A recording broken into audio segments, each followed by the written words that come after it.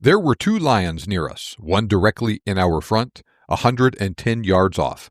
Some seconds passed before Hill could make me realize that the dim yellow smear in the yellow-brown grass was a lion, and then I found such difficulty in getting a bead on him that I overshot. However, the bullet must have passed very close. Indeed, I think it just grazed him, for he jumped up and faced us, growling savagely. Then, his head lowered, he threw his tail straight into the air and began to charge. The first few steps he took at a trot, and before he could start into a gallop, I put the soft-nosed Winchester bullet in between the neck and shoulder. Down he went with a roar. The wound was fatal, but I was taking no chances, and I put 2 more bullets into him. Hello, John McAdams here, and you are listening to episode 400 of the Big Game Hunting Podcast. Now, since this is episode 400, I think it is only fitting that we talk about cartridges with names starting with the number 4 today.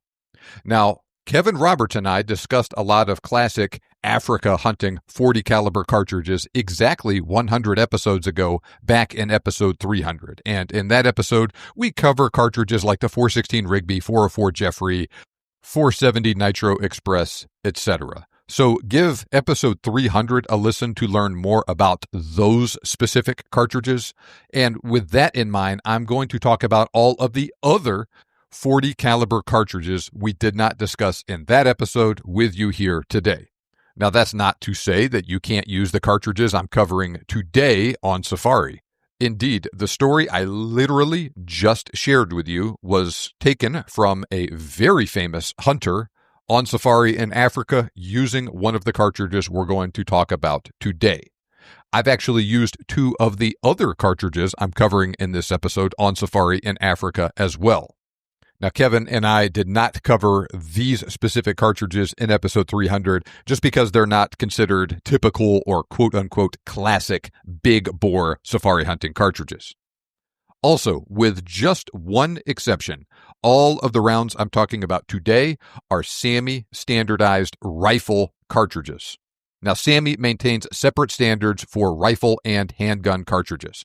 Now, it's true that some cartridges are used in both rifles and handguns, but I am only including SAAMI standardized rifle cartridges in this episode. So no 45 auto, no 45 Colt, any of that stuff. Now, before we get started, I have one very important announcement to share with you. I am honored to be among those nominated for the Podcast of the Year award at the 2026 Gundies. So thank you to all of you who nominated me for this award. Now I need your votes again to win it. So please go to thegundies.com and vote for me, John McAdams of the Big Game Hunting Podcast, to win Podcast of the Year. You can vote once each day from now until when voting ends on 15 December. Link is in the episode description. And thank you very much in advance for your votes. Now, let's get started talking about all the different .40 caliber cartridges I haven't covered previously on the show. And we will start with the round that won the West, the 4440 Winchester. Introduced in 1873 with the Winchester Model 1873 lever-action rifle, this is a very famous cartridge. And if you have ever watched almost any Western movie, you've probably seen at least one, probably several guns chambered in this cartridge. Now, like I kind of alluded to earlier, the 4440 is one of those rounds that is somewhat unique in that it is both a handgun and a rifle cartridge. So a person could have a rifle and a revolver using the same ammo. For instance, Colt made a version of the single-action Army in 4440. This was an extremely popular cartridge in its heyday. Frank Barnes wrote in Cartridges of the World that the 4440 has killed more game, large and small, and more people, good and bad, than any other commercial cartridge ever developed. Now, this is me again. It is impossible to know for sure if that is exactly true, but it is probably at least directionally correct. And it is certainly true that a lot of people have been killed by this cartridge. Same thing with a lot of game. Now, this round was initially known as the 44 Winchester Centerfire, or WCF. But almost every gun manufacturer in the USA made both firearms and ammo in this chambering. They began calling the cartridge the 4440 to avoid advertising for Winchester. And Winchester actually eventually adopted the 4440 Winchester moniker, and that is the official SAAMI designation of the round today. This was one of the very first cartridges designed using a metallic case and a centerfire primer. It is also the first cartridge that could be reloaded, and Winchester actually started selling reloading gear for this cartridge shortly after they introduced it. The 4440 was initially designed as a black powder cartridge shooting lead bullets, and it was later adopted to use smokeless powder. It's a rimmed cartridge with a very slight bottleneck. Now, that 4440 nomenclature is very typical for cartridge naming conventions at the time. It uses a 44 caliber bullet pushed by 40 grains of black powder. This cartridge actually uses .427 caliber bullets. Those are very similar to, but not exactly the same as what modern 44 caliber cartridges like the 44 Magnum use. So why do we call it a 44 caliber cartridge if it only uses, 42, 43 caliber projectiles? It's a long, frustrating, and confusing story. I'm not going to get into the details here, but that's the diameter bullets it uses. Moving on. Initial factory loads for the cartridge pushed a 200-grain solid lead bullet at about 1,200 feet per second out of a rifle with a 24-inch long barrel. Shoot that same cartridge out of a handgun, velocity will be quite a bit slower. This is a very low-pressure cartridge. SAAMI specs are 11,000 psi max average pressure. And as a fun bit of trivia, the 4440 is actually the lowest pressure SAAMI standardized rifle cartridge. For reference, 4570, 28,000 psi, 3030, 42,000, 308, 62,000 psi. But that reflects the black powder roots of this cartridge. The 4440 is very popular for cowboy action shooting today due to the light recoil of the cartridge, especially with a purpose-built cowboy action load. And actually, this cowboy action shooting really revitalized this cartridge. For instance, Hornady offers a specific cowboy action load, shooting a 205-grain bullet at 725 feet per second. Winchester still makes modern production 1873 and 1892 rifles in 4440. They also make factory ammo for the cartridge, 200-grain power point at 1,190 feet per second. Now, if you're using a modern rifle like that modern production 73 or model 92, a hand loader could, of course, load the cartridge quite a bit hotter. Buffalo Bore also makes several heavy loads intended for use in those modern firearms. Do not use them in older rifles. He very specifically says on the Buffalo Bore website not to do that. But this is one of those deals that there's quite a broad spectrum of performance you can get out of the 4440, depending on the age of your rifle, if you're using it in a rifle or a handgun, all that sort of stuff.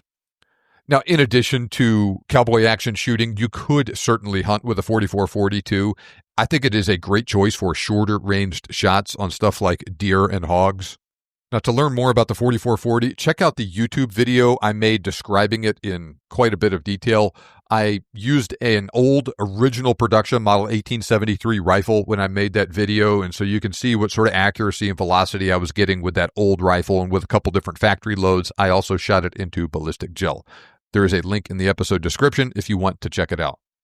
Okay, next up, we have the 4570 Government. Not gonna lie, I love the 4570. This is one of my all-time most favorite cartridges. I killed my first two deer with a 308, but I used either a model 1895 Marlin in 4570 or my Remington Model 8 in 32 Remington exclusively in the USA for about the next 10 years. I have killed a lot of deer and a lot of hogs with this cartridge. I also took that rifle in 4570 to Africa on my first safari in 2006. Now, the 4570 came along also in 1873. It was officially known as either the 4570 Springfield or the 4570 Government. The SAAMI name for it is 4570 Government. This cartridge was designed by the U.S. Army at Springfield Armory for use in the Springfield Model 1873 rifle. That is the so-called trapdoor Springfield. The rifle was called the trapdoor Springfield due to the way the breech was opened. Essentially, there was a what looked like a trap door on top of the receiver of the rifle.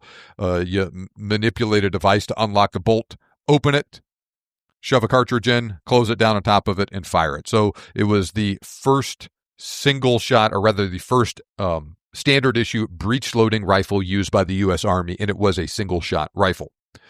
It fired a .45 caliber, 405 grain bullet pushed by 70 grains of black powder. And so that's where the name comes from. And actually, the original name of the cartridge was the 4570-405, and it was later shortened to just 4570. That original load for the cartridge pushed that bullet at about 1,350 feet per second. That was not very powerful by today's standards, but it still worked fine on all manner of game, and it was actually a big step up in performance compared to other stuff that was available at the time. That's especially true for old muzzle-loading rifles, and even if you compare the 4570 to the 4440, the 4570 was firing a bullet more than twice as heavy at a slightly faster velocity. Now, like we have seen with other military cartridges, like the 30-06, the civilian hunting and shooting communities will readily adopt a military cartridge in the USA, and this round soon became very popular among American hunters. Sharps made rifles in 4570, so did Remington, so did Winchester. And among other rifles, it was a very popular offering in the Winchester Model 1886 rifle. In fact, Winchester still produces modern production 1886 rifles to this day in 4570. And of course, the 4570 is quite popular right now as well. Piles and piles of rifles from different manufacturers and different models have been made in 4570 over the years. Now, the Marlin Model 1895 lever action, which is essentially just the bigger brother to the Marlin 336, is likely the single most popular rifle currently manufactured in 4570. Henry makes a couple different models in 4572. CVA also produces their single-shot scout rifle in 4570 as well. It's no longer in current production, but Ruger produced the Ruger No. 1 single shot in 4570 for a time. You can find those rifles on Gunbroker and whatnot. And, gunsmiths have converted some Siamese Mauser bolt-action rifles to 4570 over the years. So you can even get a bolt-action 4570 if you want. Different companies have also even made handguns chambered in 4570 as well. And, of course, there are some other rifles I'm sure I skipped over there, too. Everybody makes 4570 ammo too. Now, due to the age of the cartridge and the varying action strengths out there, we see different tiers of ammo for the 4570 though. So first we have very low pressure loads safe to use in a trapdoor Springfield. Maximum pressure is about 18,000 psi. Remington makes a load that essentially duplicates the original load 405 grain bullet at just over 1,300 feet per second. That gives you about 1,600 foot-pounds of energy. Remington specifically marks that ammo as being safe to use in a trapdoor Springfield, and you should only use ammo with that disclaimer in those rifles. They're not the only people or only company that makes ammo safe to use, but just be very, very careful if you got an old trapdoor Springfield. You darn sure don't want to shoot some real hot modern production stuff in it. You could damage your rifle. You could even hurt yourself doing it. Now, next we have more powerful loads that are safe to use in stronger Marlin 1895 and Winchester 1886 rifles. Maximum pressures 28,000 psi for this stuff. This actually encompasses the majority of factory loads today. You can use the so-called Springfield safe ammo if you want in a modern production rifle, but a typical factory load for a 4570 is something like a 300 grain bullet at around 1,800 to 2,000 feet per second. That's quite a bit more powerful, about 2,400 foot-pounds of energy for that stuff. And even though I only specifically mentioned the 1895 and 1886 rifles here, if you have basically any modern production 4570 rifle, right, a CVA Scout, something from Henry, whatever, this ammo is safe to use in those rifles as well. And by the way, this tier of ammo also encompasses Hornady's load for the 4570 in their Lever Evolution line. 325 grain FTX at 2,000 feet per second. That's darn near 2,900 foot-pounds of energy. Now, next we have an even higher Magnum tier of 4570 ammo. Places like Buffalo Bore make ammo in this level. Same thing with Garrett, that sort of thing. For instance, Buffalo Bore makes a load with a 350 grain bullet at 2,150 feet per second. That is a spicy, spicy load. Be darn careful with that stuff. Really pay attention to the disclaimers Buffalo Bore makes on their websites about which rifles that ammo is safe to use in and which ones you should not use it in. Now, most reloading manuals will also list a completely different set of reloading data for the 4570 that they say is only safe to use in something like a Ruger number 1 rifle. And they list pressures for that stuff up to 40,000 PSI. So it's even more powerful. Some of those loads also use pointed bullets as well. Now, one of the things that kind of hamstrings the 4570, in addition to the fact that you have a lot of very old rifles out there with different action strengths, is the fact that most of those rifles also use a tubular magazine. Like I've covered at length on the podcast in the past, you don't want pointed bullets stacked on top of each other inside that tubular magazine. The Hornady ammo with the FTX is specifically designed to be soft enough, have a soft enough tip that it's not going to present a safety issue doing that. So that stuff is safe, but aside from that specific Hornady load, almost every single other factory load you're going to find for the 4570 uses a bullet with a flat tip on it. Now, just as an example of a Ruger number 1 safe 4570 load, I'm looking at one here in my Lyman reloading manual, 500 grain bullet at about 1900 feet per second. So you put something like that on the upper end of the capability of the cartridge, compare that to a 405 grain bullet at 1300 feet per second on the lower end. You have quite a spectrum of performance for the 4570, depending on the rifle you are using it in. Now, that really, really powerful stuff you can get out of a Ruger number 1, for instance, does get you across that 4,000 foot-pounds of energy threshold that some places in Africa require for hunting thick-skinned, dangerous game like Cape buffalo. Now, the thing that I personally think about the 4570 is to don't try to make it something it is not. A 4570, even out of a Ruger number 1 with a really hot hand load, is not a 4.58 Win Mag. But that's fine. It's still an awesome cartridge. This is a hammer of a round, ideal, I think, for use at short to medium range. It's great for deer, hogs, black bear, antelope, elk, moose, even brown bear. And something like a Marlin 1895 guide rifle with a shorter barrel, awesome rifle for use in real thick cover, say in Alaska, for coastal brown bear, something like that. I took a 4570 to Africa in 2006. Like I mentioned earlier, I was using hand loads, 300 grain Nosler partition at about 2,000 feet per second. Nosler, I don't think makes that bullet anymore, that specific bullet, but it worked awesome on that hunt. I killed red hartebeest and Gemsbok with it. Wonderfully effective under those conditions. Yes, you can kill Cape buffalo and the like with it. People have done it. I don't think it is an ideal use for the cartridge. Now, it's also worth noting that most rifles in 4570, like that Marlin I keep referencing, or say a lot of the Winchester model 1886s, are not very heavy. For this reason, the 4570 has a reputation for heavier recoil, not like 4.58 Win Mag level recoil, but still a lot, especially out of a lighter rifle, like I keep saying like that. I think those mid-tier loads for the cartridge are just about perfect for what I think the ideal use cases are for the cartridge in terms of their effectiveness on game and their shootability. And yeah, you can step it up to much more powerful stuff, but that recoil really starts getting up there when you do that. You are, of course, welcome to disagree with me. And actually, if you've killed a Cape buffalo or something with a 4570, email me, john@thebiggamehuntingblog.com. I would love to discuss it with you. It's also worth noting that North Fork does produce a specific line of flat point projectiles specifically for use in lever action guns with tubular magazines.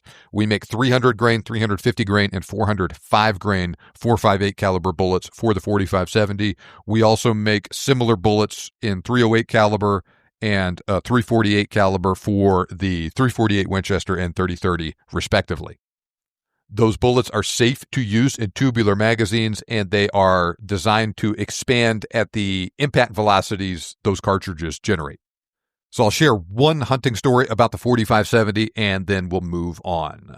This story takes place back when I was a senior in high school. For my high school graduation present, my dad took me up to a game ranch in Oklahoma, and among other things, we were going to hunt Corsican ram, and I actually shot my ram with my Remington Model 8 and 32 Remington I mentioned earlier. I also brought my Marlin 1895 and 4570, and I wanted to shoot a big hog with it. And that's what ended up happening.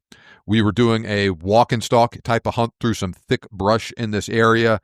I was walking with my dad and the guide, and we bumped a big group of hogs in this area, and they were right in front of me, and my dad and the guide started following those guys, and then I looked off to my right, and I saw the rear end of what looked like a giant hog disappearing into the brush. He had kind of broken off from the rest of the group. So they continued following those hogs. I broke off, circled around to the right, started following him.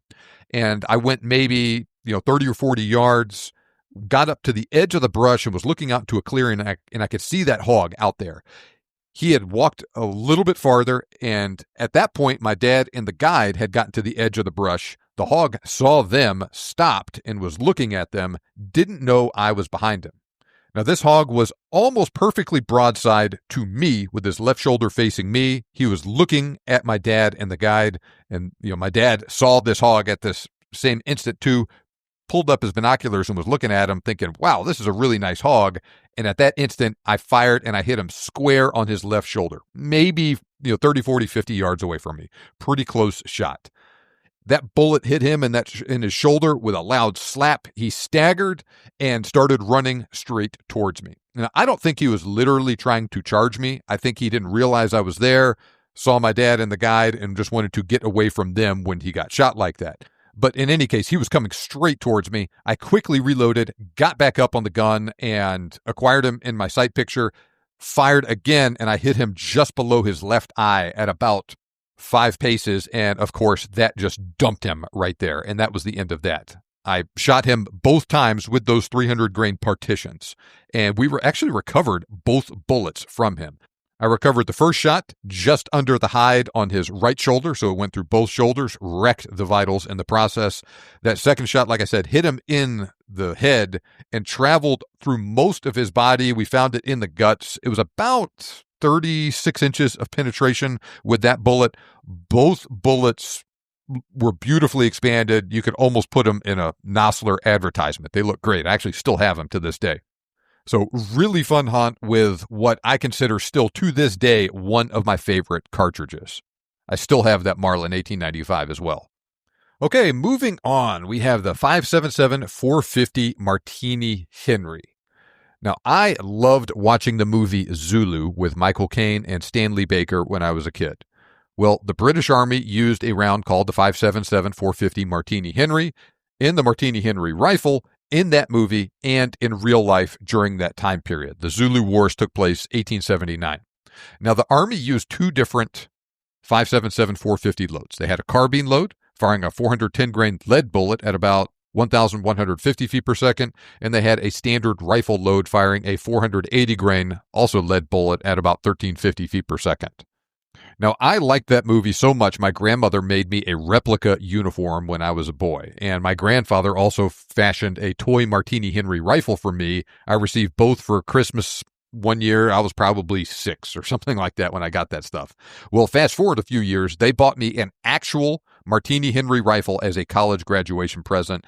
That was the other rifle I took to Africa in 2006. Now, getting that rifle ready to go was quite a project. I won't go into all the details here, but my dad and I did eventually figure it out.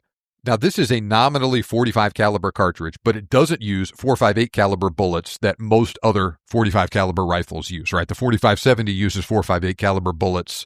Well, that's not the case with the Martini-Henry. Bore diameters are all over the place with these rifles. Often they shoot best with something like a bullet between .461 and .468 caliber. I ended up purchasing some custom jacketed bullets from Hawk, 400 grain .466 caliber projectiles. They shot awesome in this rifle. And my dad and I worked together. We developed a smokeless powder load that achieved about 15-20 feet per second with those bullets. So I took that rifle to Africa, Killed my kudu with it, springbok, and a warthog. And that warthog was actually my first African animal. All of that worked fine. This rifle was really cool. It shot accurately. It shot reliably. A lot of fun hunting with a rifle with so much history. Now, the British made millions of those rifles, and you can still find them too. Almost every gun show I've ever been to, I've seen at least one Martini-Henry rifle there. But this was originally a black powder cartridge. These were also working rifles, so for that reason, they are often in rough shape. I got lucky with mine. It was in fantastic shape, and I've only shot smokeless powder in it since then, so it is still in good shape. But a rifle like that is the exception rather than the rule. Now, in 2025, you can find places that will produce custom ammunition for the Martini-Henry. There's not a lot of options. That stuff is expensive, yada, yada, yada, but you can at least get it. It's better now than it was 20 years ago. But if you don't want to go that route, it is a more complicated hand-loading project, though you can do it. Now, I did do a dedicated YouTube video on the 5.77-450. Check out that video to learn more about my rifle, what terminal performance was like with it, how we sorted things out with ammo, all of that stuff. Link is in the episode description. This is not a SAAMI standardized cartridge, but it is a CIP standardized cartridge, and I threw it in there just because I have a personal connection with the 5.77-450. All right, next up we have the 405 Winchester. Introduced by Winchester in 1904, this cartridge is most commonly associated with the Winchester Model 1895 lever-action rifle. Now, that rifle actually had a very strong action. It also had a box instead of a tubular magazine, so it could use pointed bullets. It was also available in a number of cartridges not normally associated with lever-action rifles. 30-40 Krag is one example. That was a very popular offering in the 1895. Well, the 405 Winchester is another very iconic offering in the 1895. Well, the 405 Winchester, despite its name, uses .4115 caliber bullets. That is a somewhat unique bore diameter. No other cartridges in common use today use bullets of that size. Classic load, 300-grain bullet at about 2,200 feet per second. And for comparison, like I mentioned earlier, those powerful modern 4570 factory loads shoot a 300-grain bullet at about 2,000 feet per second. So it's 10% faster than a 4570 with the same weight bullet. President Theodore Roosevelt famously took a rifle in this chambering to Africa on his legendary 1909 safari. He killed a lot of game with it. Most notably, he was impressed with its performance on lion. Now, here is the famous quote Roosevelt made in his book, African Game Trails, that people often mess up. Tarleton took his big double barrel and advised me to take mine, as the sun had just set and it was likely to be close work. But I shook my head, for the Winchester 405 is, at least for me personally, the medicine gun for lions.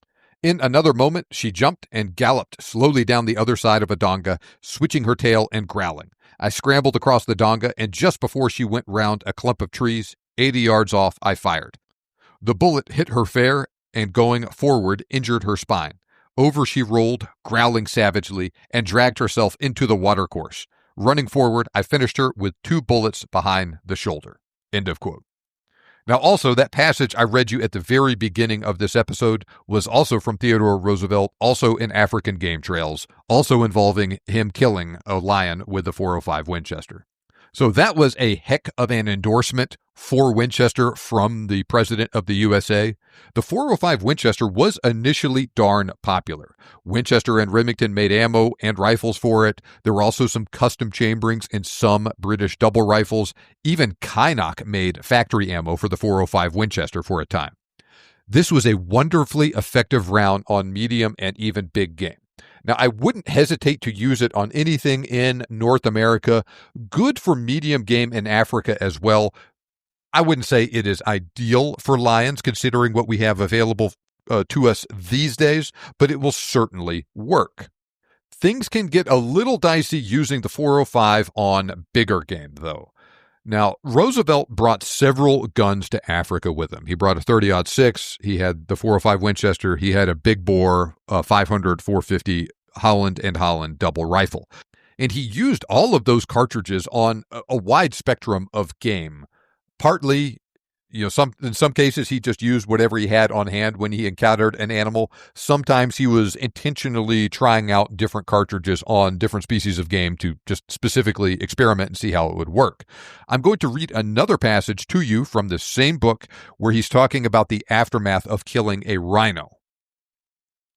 As we brought home the whole body of this rhinoceros, and as I had put into it 8 bullets, 5 from the Winchester and 3 from the Holland, I was able to make a tolerably fair comparison between the two.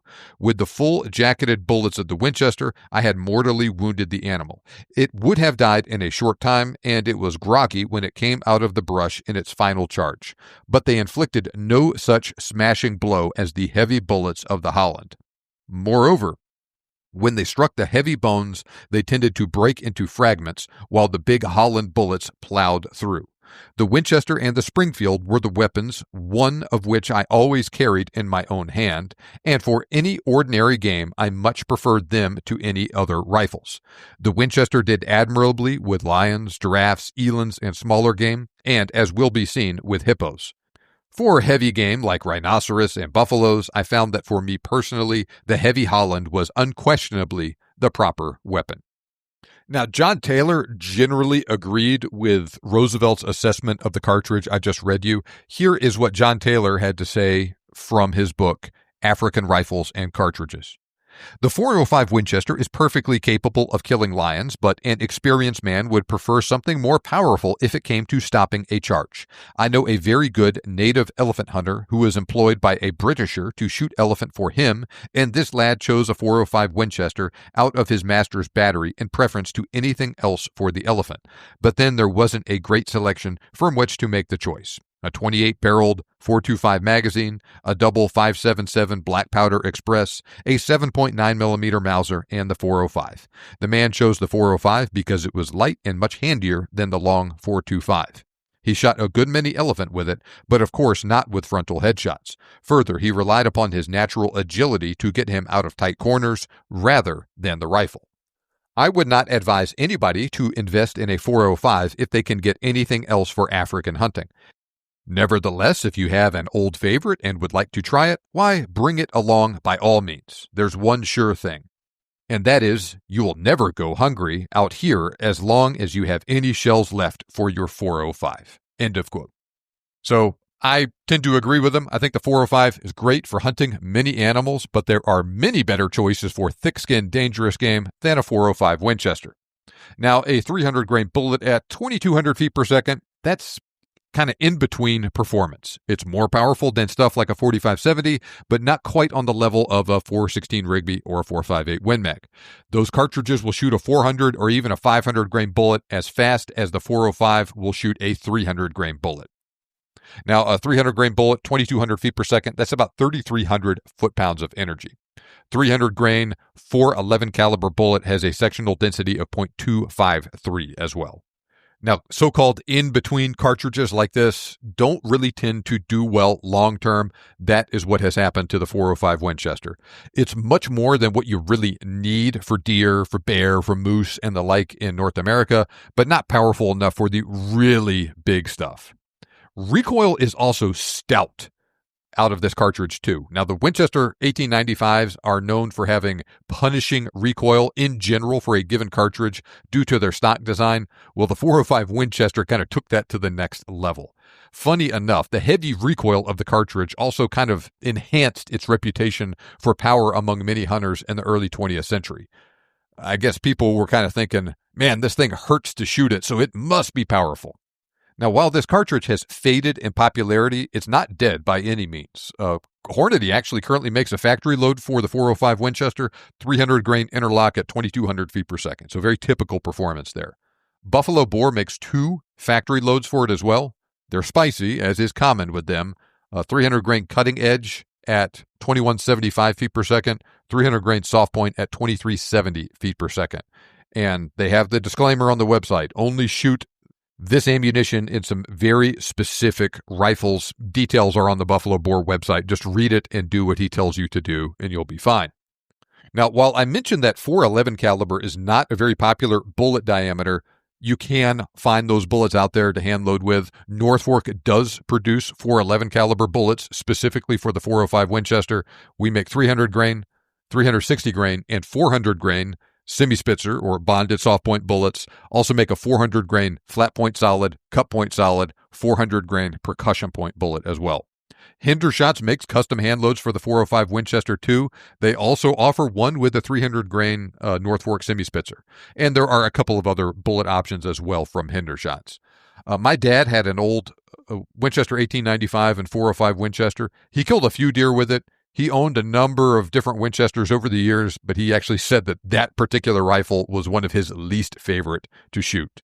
Now, this is a cool round. Don't think I'm trying to pile too much shade on it unnecessarily. There's a lot of cool history associated with the 405 Winchester. I don't think it's necessarily the most practical round, but it is still an excellent choice if you just want an effective hunting cartridge for that middle spectrum of game that also has a lot of class, a lot of history. It would also be a fun round to take to Africa in an 1895 as well, as kind of an homage to President Roosevelt. I'm not aware of any current production rifles in 405 Winchester, but Winchester does produce them sporadically. Next up, we have the 44 Remington Magnum. The 44 Mag. The famous cartridge Clint Eastwood playing Harry Callahan helped make famous in the movie Dirty Harry. I can't talk about the 44 Magnum without uttering the famous line from the movie. I know what you're thinking. Did he fire 6 shots or only 5? Well, to tell you the truth, with all this excitement, I kind of lost track myself.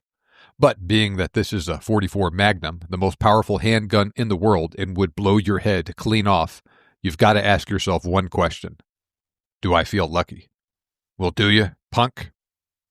Now, the 44 Magnum is no longer the most powerful handgun cartridge in the world, but that was true in 1955 when Smith & Wesson introduced it to the world with Remington. The 454 Casull, which is a more powerful handgun round, came along in 1958, but there were no mass-produced handguns in it available until the 1980s, and that was after the movie Dirty Harry came out. Now, other cartridges that are more powerful have also come out since then, like the 500 Smith & Wesson and the 460 Smith & Wesson.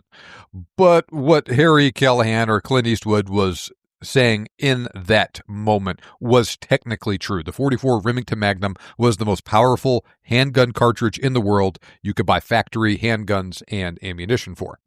Now, this cartridge was born of a Wildcat project involving Elmer Keith, where he essentially took the old 44 Special cartridge and loaded it really hot. A similar idea here to the case with the 38 Special and the 357 Magnum. Smith & Wesson and Remington standardized the cartridge with SAAMI spec 36,000 PSI. That's quite a bit more powerful than the SAAMI specs for the 44 Special of 15,500 PSI. Now, the 44 Magnum also has a longer case, so you can't chamber 44 Magnum ammo in a 44 Special revolver.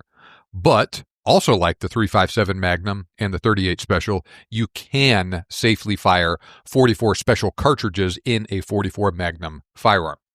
Now, typical 44 Magnum load uses a 240 grain bullet.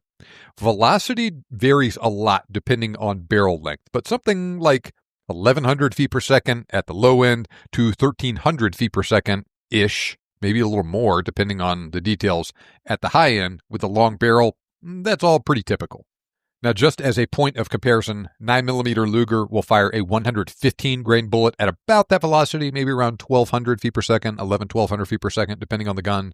45 Auto will fire a 230 grain bullet at 800 to 900 feet per second. So either a quite a bit heavier bullet than a 9mm Luger at a similar velocity, or a bullet a little bit heavier than a 45 Auto, but going quite a bit faster. All of those velocities are out of a handgun barrel. This is a very powerful handgun cartridge. It turns into a completely different animal out of a rifle. 240 grain bullet at 11, 12, 1,300 feet per second out of a handgun. That goes to 1,700 to 1,800 feet per second when you're shooting it out of a rifle. Now, the 44 Magnum is an effective hunting cartridge. People have taken basically every species of game in the world using it, and I'm talking about stuff ranging from javelina and white-tailed deer all the way up to and including Cape buffalo and big brown bear. Now, recoil is darn stout, though, and truthfully, Recoil for the 44 Magnum is more than what most people can handle from a handgun. There's an old joke about how you can often find a used 44 mag handgun with a half-used box of ammo for sale together. It's a completely different story with this cartridge out of a rifle, though.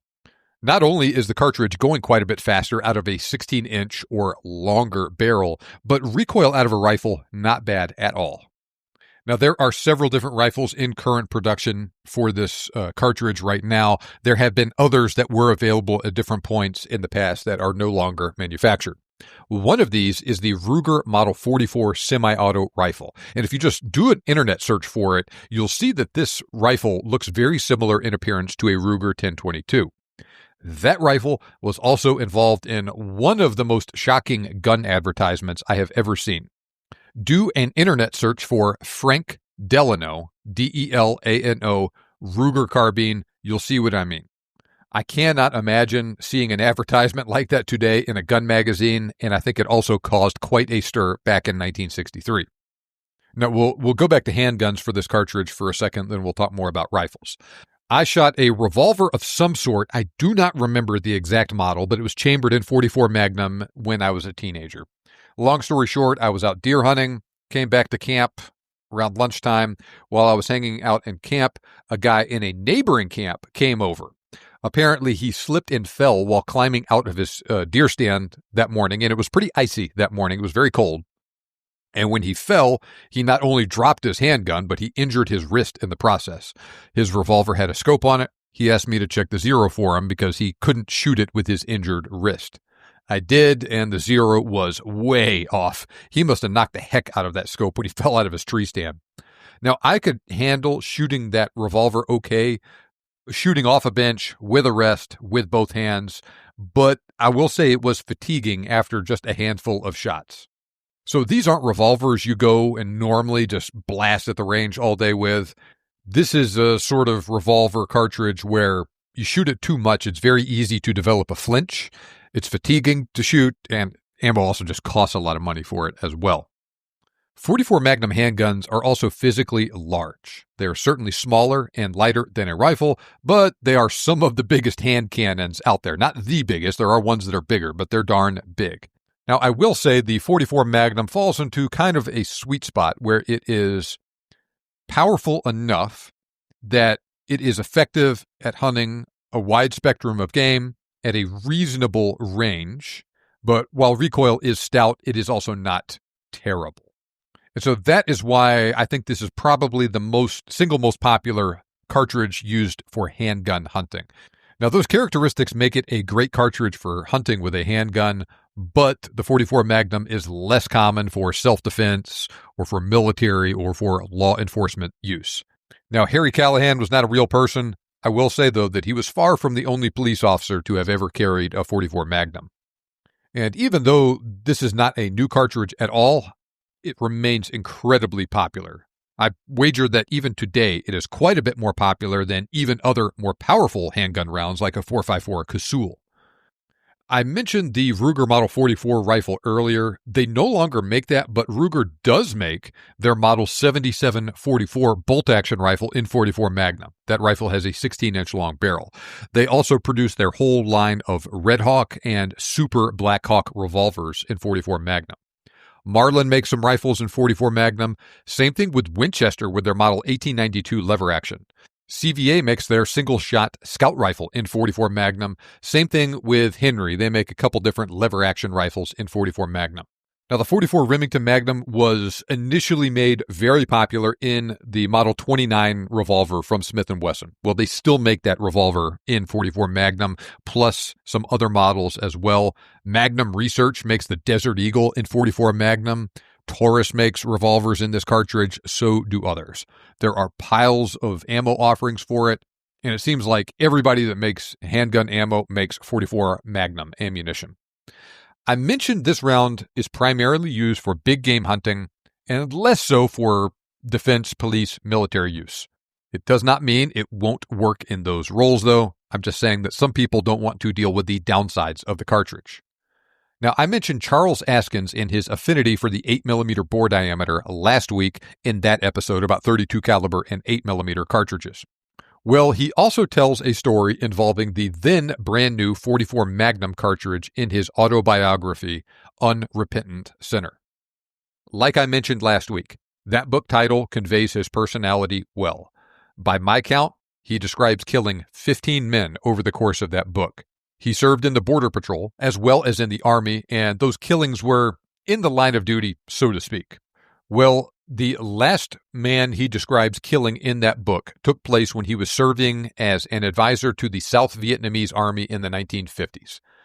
Long story short, there was a Viet Minh soldier that was set up as something of a sniper, but not a very good one, up on a hillside, and he would always take pot shots at U.S. Army vehicles as they drove past this hillside.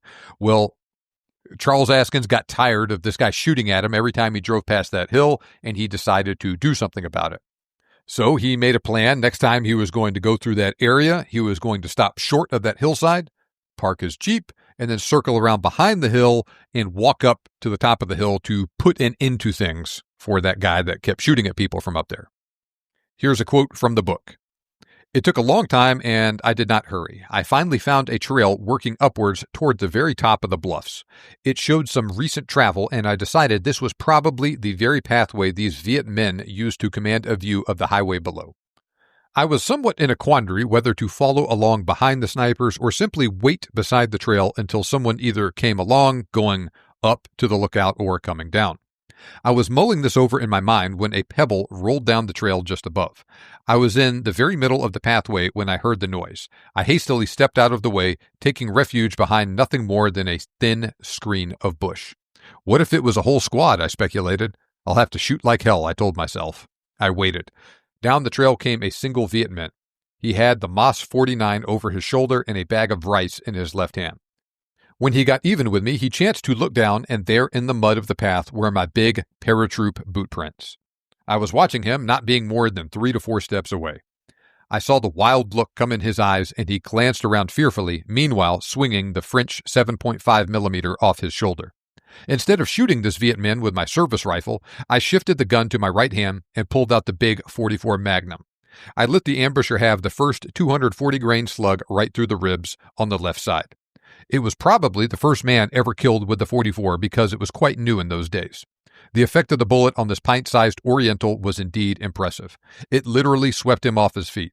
It lifted him off the ground like he had been struck by a huge club and dumped him some 4 to 5 feet away. I shot him double action. Now I deliberately cocked the big revolver and put another bullet in him. And that, my friends, is the story of what was quite possibly the first person ever killed with a 44 Magnum. Not really the most ideal use case for the cartridge, but considering how effective it is on bigger creatures, the performance was not surprising to me on this person. Now that, like I said, was in the 1950s. It was a completely different world back then. And for those of you that are not in and have not served in the military, no, you do not get to take personally owned weapons overseas like Charles Askins did on his trip to Vietnam. I think at some point in the book he mentions that he brought 13 different personally owned weapons with him to Vietnam. And he did quite a bit of hunting over there, to include killing an Asian elephant. He was literally a different breed, living in a completely different time. Let's move on. Next up, we have the 444 Marlin. Now, this cartridge is something akin to a 44 Magnum handgun cartridge on steroids. The 444 is a larger and more powerful cartridge, optimized for performance out of a rifle instead of a handgun. It uses the same .429 caliber bullet as the 44 Remington Magnum, but the 444 Marlin is loaded to a higher SAAMI pressure of 42,000 psi versus 36,000 psi for the 44 Magnum.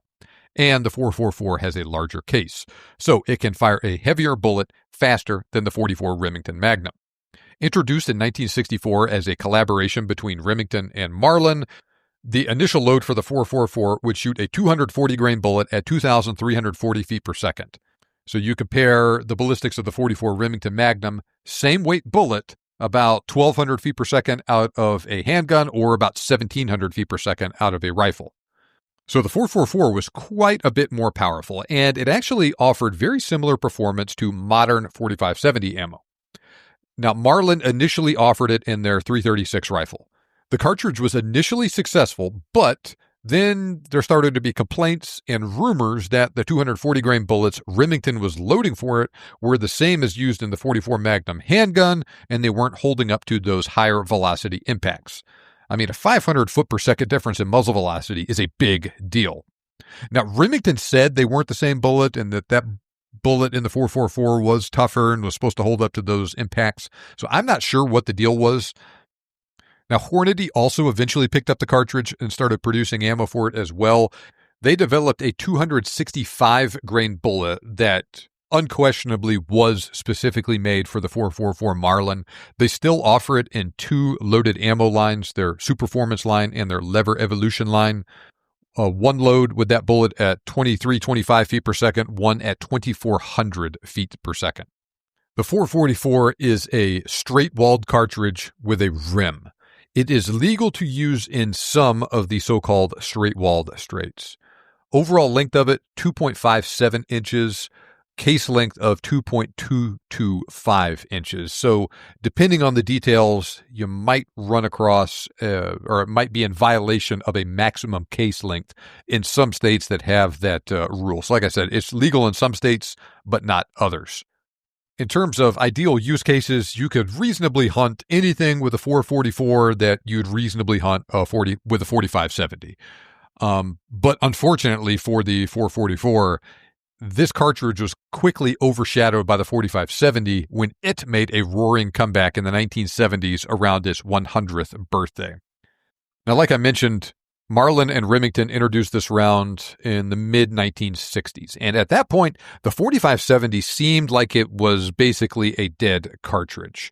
And so that there was no cartridge really filling that performance window at the time. So the new 444 stepped in and did well, but it had those initial complaints, and right around the 100-year anniversary of the cartridge, companies started offering the 4570 in rifles again.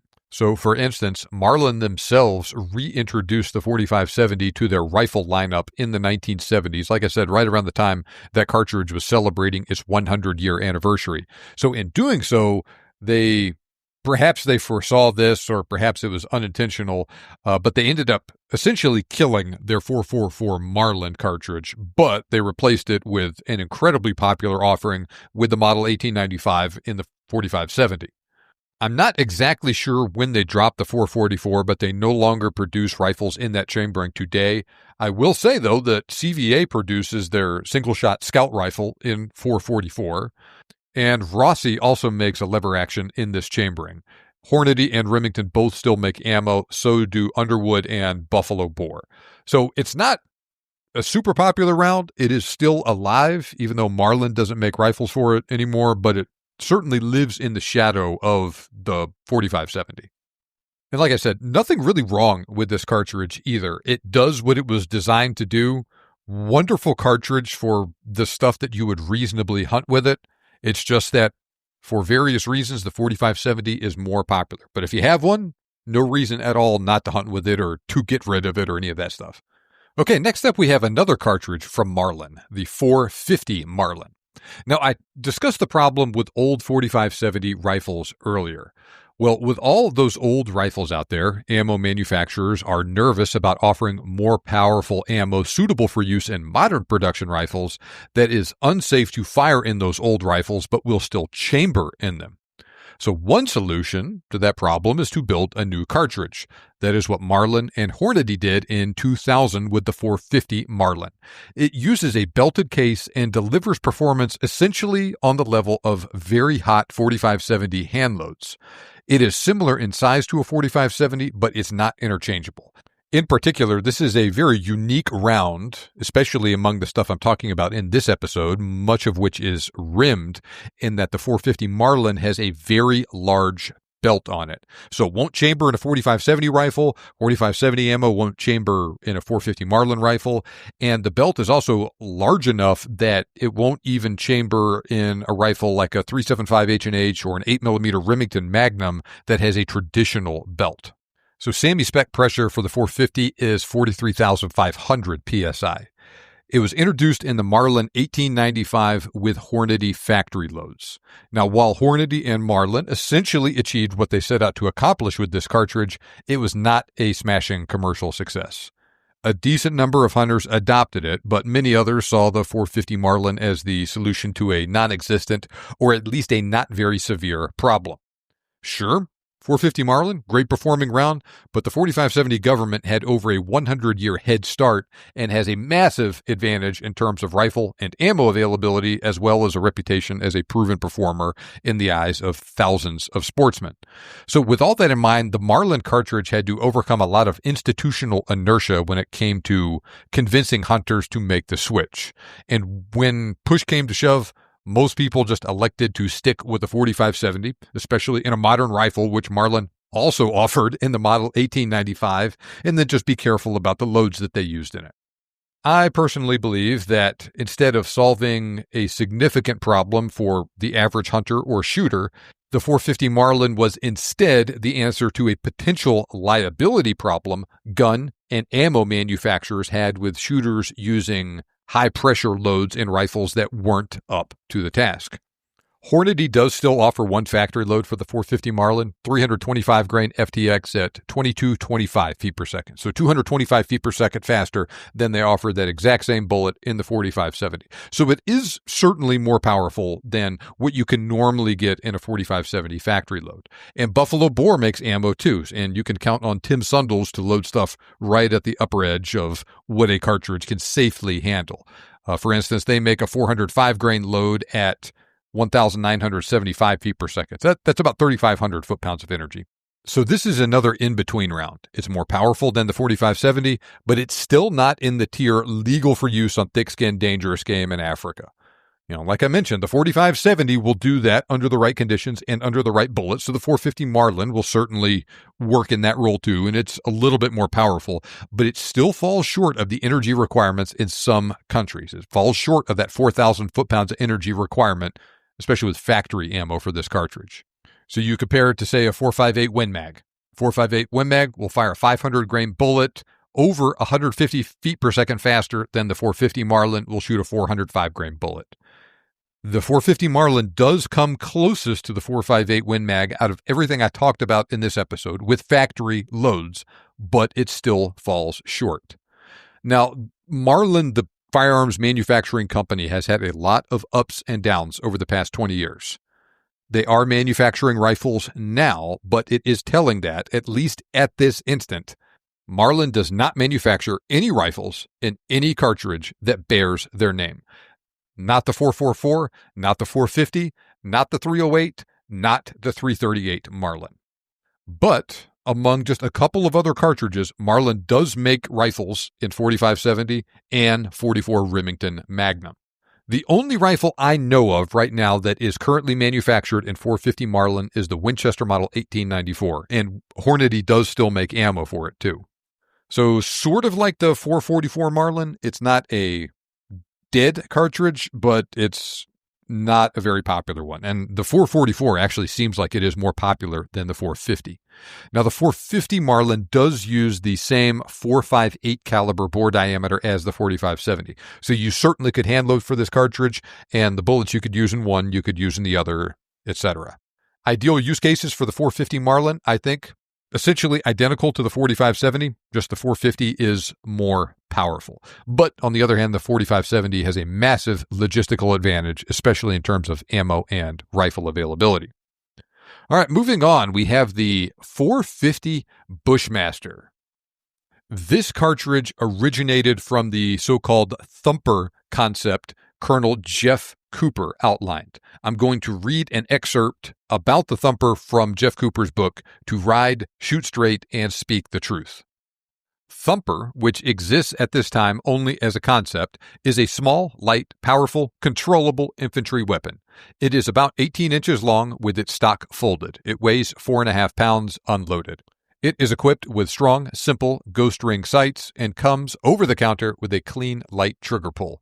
It fires the 44 Automag cartridge, which utilizes the basic 7.62 case blown out straight to take a 240 grain bullet to a starting velocity of about 1,800 feet per second from a 10-inch barrel.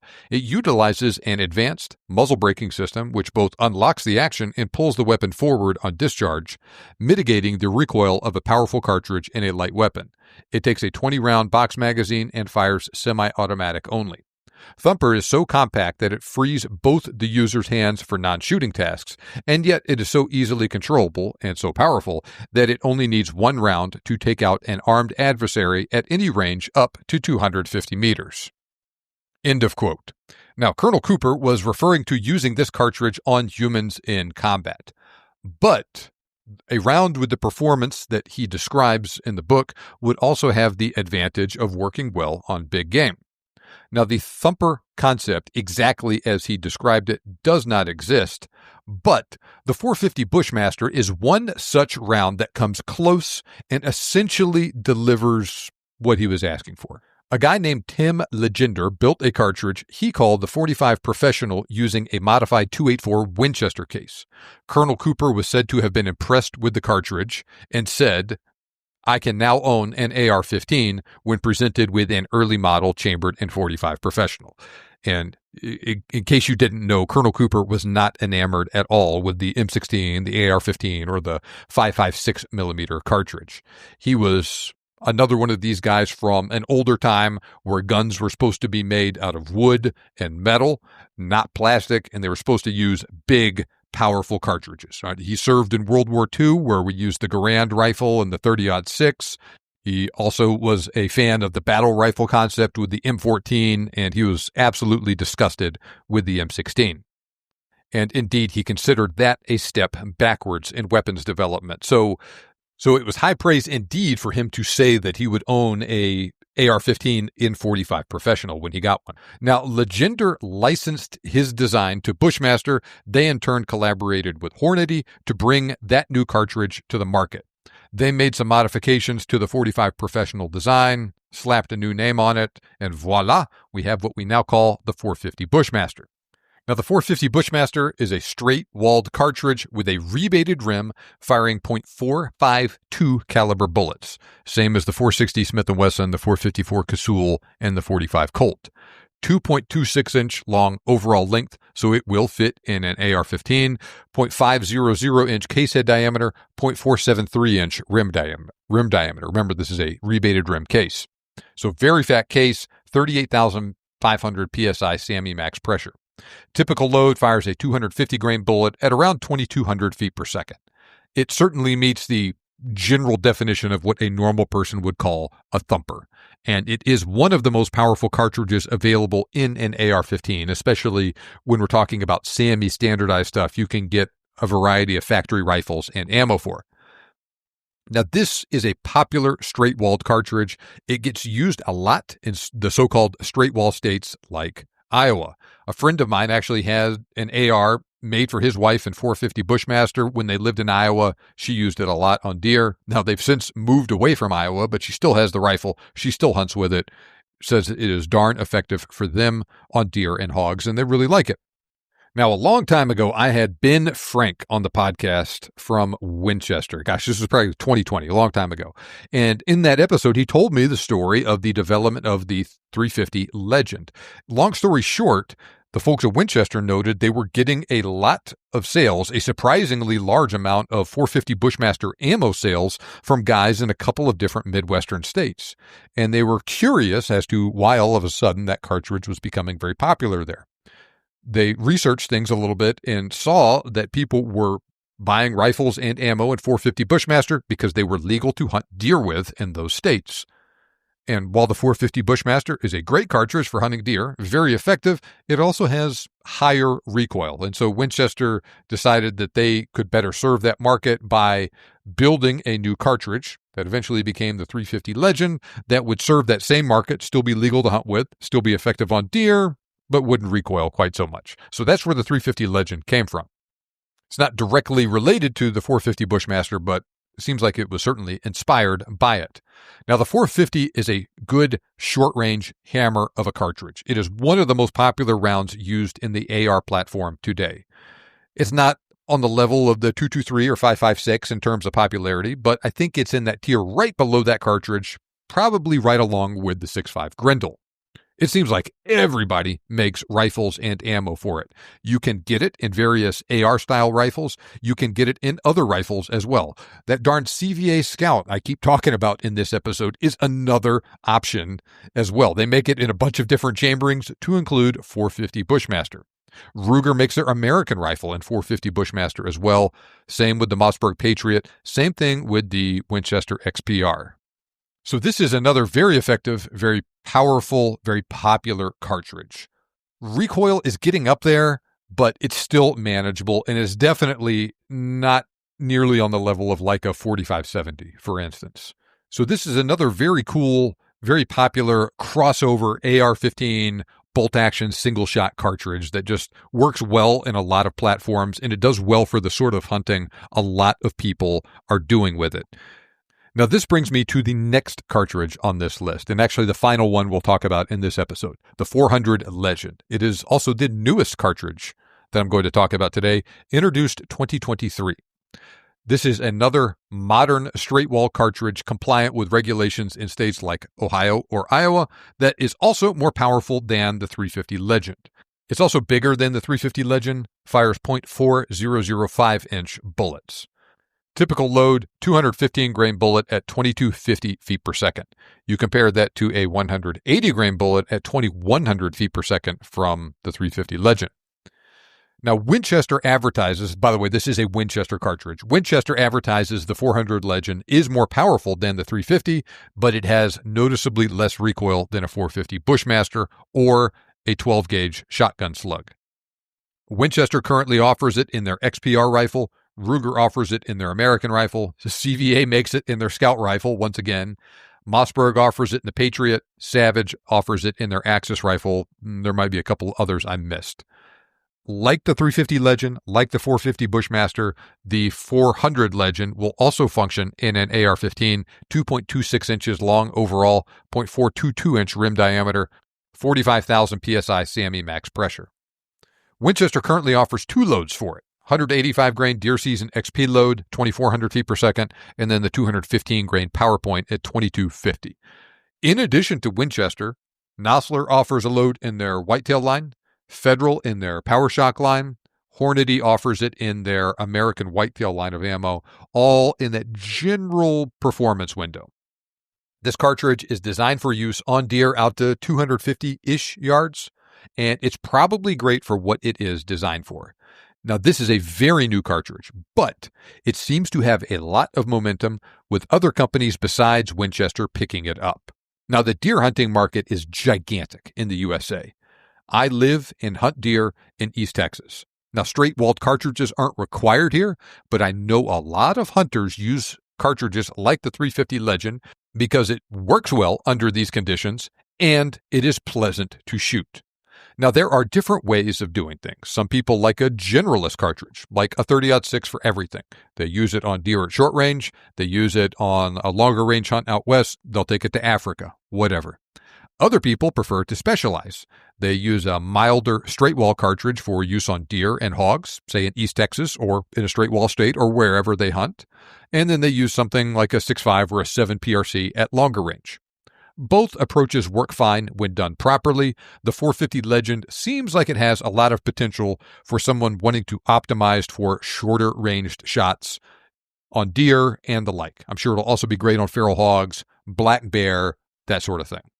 I personally have never shot a 400 Legend, so I honestly just don't know. I'm just telling you what I've read about the cartridge right now. So email me if you have a 400 Legend. I would love to hear from you, learn more about your experiences with the cartridge. John@thebiggamehuntingblog.com. All right, so to quickly recap, an interesting variety of cartridges in this episode, and also they came in a lot of different bullet diameters too. .4005 inches for the 400 Legend, 411 inches for the 405 Winchester, 427 for the 4440, 429 for the 44 Magnum and 444 Marlin, .452 for the .450 Bushmaster, and .458 for both the .4570 and the .450 Marlin. And gosh, .462, 63, 64, 65, 66 inches, depending on the exact Martini-Henry rifle you're talking about. Now, the .4570, still king of the hill out of everything we've talked about in this episode. .450 Bushmaster, very popular too. .44 Magnum, very popular with handgun hunters and to a lesser degree with rifles. But really, all of these cartridges will work fine for a lot of the same stuff. Not really any good long-range cartridges in this episode, but that's not really surprising considering that all of the stuff is .40 caliber or larger. But a number of very capable short-range cartridges, optimum for use on a good spectrum of game, ranging from deer up to some pretty big stuff. Interesting mix of companies here. We got a couple from Winchester with the 4440, the 405, and the 400 Legend. Got a couple from Hornady with the 450 Marlin and 450 Bushmaster. And then a couple from Remington with the 44 Magnum and 444 Marlin. Plus we have the government-designed 4570 American government designed for that one. And then the British Army-designed 577 450 Martini-Henry.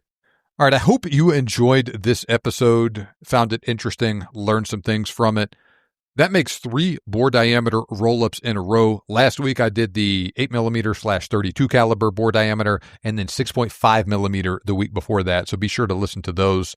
I've also previously done episodes on 25 caliber, 270 caliber, 7mm, 30 caliber, 338 caliber, 35 caliber, 9.3mm and 375 caliber, the other 40 caliber cartridges, and all of the 50 plus caliber cartridges. Links to all of those episodes are in the episode description. I have also put links to the books I referenced today, as well as my YouTube videos on the 577 450 and the 4440, all in the episode description too. Now, as we wrap up, I have one last very important thing for you. Make sure you vote for the Big Game Hunting Podcast in the Podcast of the Year category at the 2026 Gundies. Link to where you can do so is in the episode description. You can vote once per day between now and 15 December when voting ends. Thank you so much for your support with this. Remember, you can make your dream hunt turn into a reality, and we can help. Thanks for listening. We'll see you back here next time on the Big Game Hunting Podcast.